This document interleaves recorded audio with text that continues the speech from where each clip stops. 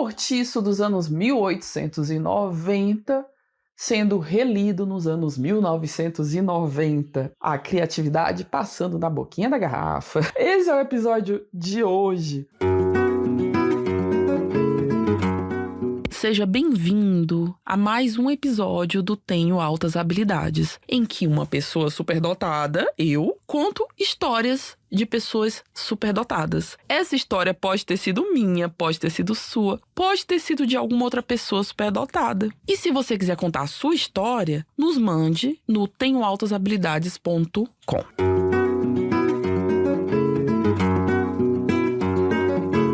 Porque eu vou literalmente falar sobre um tipo de escolha que eu nunca entendi na vida, de verdade.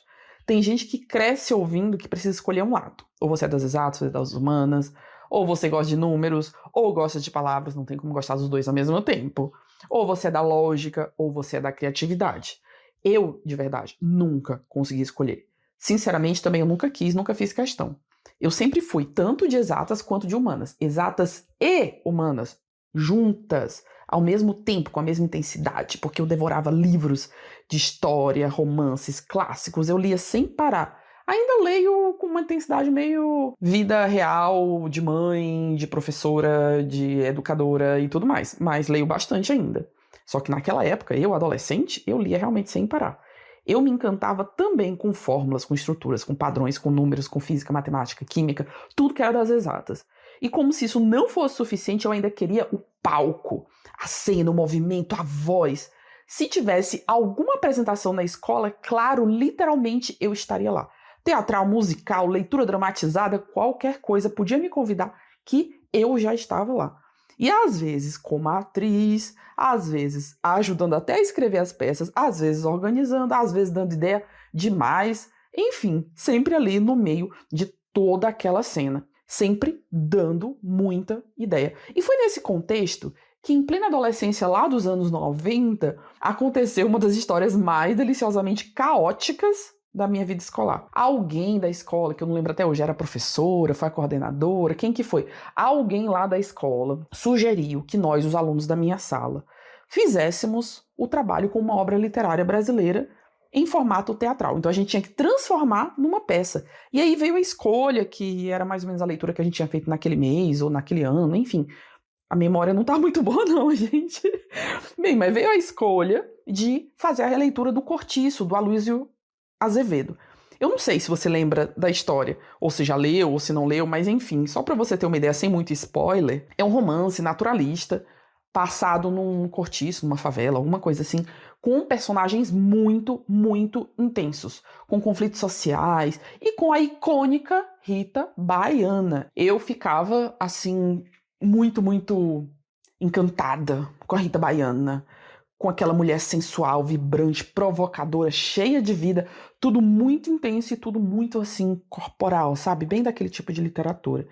E aí, pensa comigo, adolescentes, anos 90, energia criativa, era noção de limites institucionais. Claro que a nossa mente coletiva fez uma associação imediata. Rita Baiana, igual sensualidade, igual corpo, igual movimento, igual qual é a trilha sonora? É o Tchan. Sim, é o Tchan, exatamente isso. Aquele é o Tchan, famosíssimo naquela época. E eu e um amigo que resolvemos assumir o papel de autores e diretores da peça, escrevemos o roteiro, mantendo a essência da história, os conflitos, os personagens e com a música que combinava com tudo aquilo, com essa leitura atualizada. Se o texto era naturalista e a trilha sonora era El Tchan, claro, claro. Como assim não poderíamos pensar em outra coisa? É óbvio que tinha que ser o El Tchan. E entre uma cena e outra entravam essas músicas, que não era só a música, tinha coreografia, tinha passinho, tinha dança. Bem, pensando bem, era quase que um musical, né? Um musical literário naturalista com pagode baiano dos anos 90. Ó, adorei, adorei.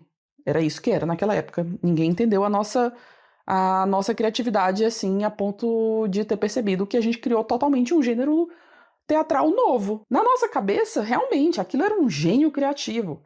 Agora, na cabeça da escola, senhor, aquilo ficou muito claro que era uma bomba relógio. Bem, nós escrevemos, nós ensaiamos, nós ajustamos falas, nós coreografamos entradas, chamamos amigos para atuar. Eu acabei pegando o papel da Rita Baiana, porque, claro, né? Quem mais poderia ser a Rita Baiana? Eu. Bem, estávamos absolutamente convencidos de que aquilo seria um sucesso absoluto entre todos os nossos amigos adolescentes da escola. E, de verdade, teria sido mesmo. Olha o tempo verbal aqui. Teria sido. Bem, antes da apresentação oficial, nós tínhamos que mostrar a peça para a professora de literatura, porque a gente precisava realmente dos ajustes finais ali. A gente pensava isso, né? Que eram dos ajustes técnicos, que ela iria dar uma olhada, como é que estão as falas, como é que tá tudo, pra gente poder seguir em frente e apresentar para a escola inteira. Agora imagina a cena desta professora. Ela tinha uma cabeça bem aberta, viu? De verdade, assim, ela já tinha naquela época uma cabeça bem aberta. Mas enfim, a gente entra com a música do El Chan no contexto do Cortiço. E ela mudava de expressão a cada segundo. Ela ia da surpresa, do susto, do riso, da preocupação. Enfim, assim, dava para ver que passavam todos os sentimentos ali no rosto daquela professora. Tudo ao mesmo tempo. Claro que ela entendeu o potencial daquilo. Ela sabia que todo mundo ia amar. Todo mundo, assim, os alunos, né? Porque tinha interpretação, atualização da obra, leitura de texto, tinha toda essa energia, sabe, do adolescente e tal. Mas ela também sabia que a gestão da escola, gente, era uma escola católica, era uma escola religiosa. Eu não falei isso no começo, né? Esse é um dado importante. Era uma escola religiosa, católica. E, com certeza, a gestão da escola não ia ficar muito contente com essa proposta, não. Isso era fato, isso era certeza. A gente nem pensou nisso, né? Claro, adolescente inconsequente. Mas ela, a adulta da relação ali, pensou. E no fim veio o veredito. Ela nos parabenizou, ela falou, nossa, de verdade, gente, tá muito legal. Mas a gente tem que fazer um ajustezinho, bem, a trilha sonora precisa mudar. E já que a trilha sonora precisa mudar, os passinhos precisam sair.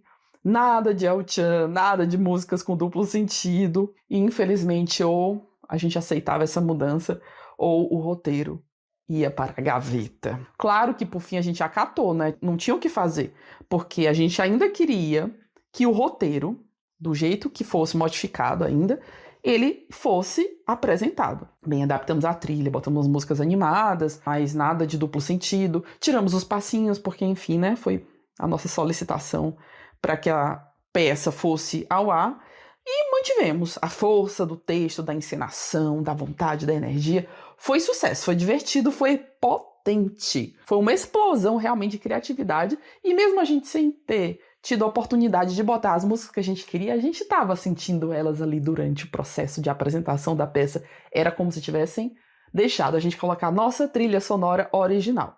Bem, enfim, por fim, eu, nesta minha vida, fiquei com esse gostinho de teatro, com essa vontade de fazer mais, de estar em cena, de criar narrativas com o corpo, com a voz, com o coletivo. Eu nunca segui muito esse caminho profissionalmente, né? Participei aqui e acolá, mas na verdade acabei indo mais para o lado das exatas, das ciências, do ensino, da pesquisa. Agora em temas variados, mas há algum tempo atrás só na área de exatas. E ainda assim, eu continuo me vendo como uma pessoa de humanas, do teatro, mesmo não tendo seguido essa vida, porque, de verdade, isso nunca saiu de mim. Hoje, adulta, professora de crianças, eu estou fazendo, inclusive, olha só, a adolescente lá dos anos 90 ia ficar contente comigo. Estou fazendo licenciatura em teatro. Não que eu vou mudar de profissão, não vou fazer isso agora, não vou virar atriz profissional, e licenciatura em teatro nem é esse o objetivo. O objetivo é realmente utilizar os elementos do teatro enquanto professora, enquanto pessoa atuando na escola.